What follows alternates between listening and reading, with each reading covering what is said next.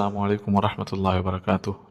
عزیز طلبہ، آج کی اس ویڈیو میں سبق نمبر 15 میں دیے گئے الفاظ و معنی کو صحیح تلفظ کے ساتھ پڑھنے کی کوشش کریں گے اور ان کے معنی کو بھی یاد کرنے کی کوشش کریں گے۔ تو آئیے شروع کرتے ہیں۔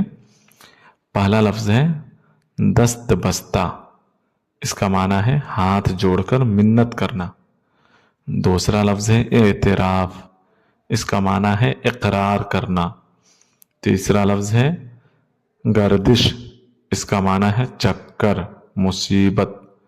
چوتھا لفظ ہے گستاخیاں، یہ گستاخی کی جمع، اس کا معنی ہے بے ادبی۔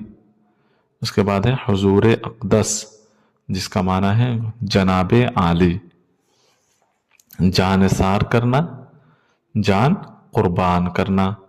نافرمان یعنی کہنا نہ ماننے والا۔ قطار، اس کا معنی ہے لائن۔ آبرو، اس کا معنی ہے عزت۔ رہبری، اس کا معنی ہے رہنمائی۔ ملازم، اس کا معنی ہے نوکر۔ مشیر، اس کا معنی ہے مشورہ دینے والا۔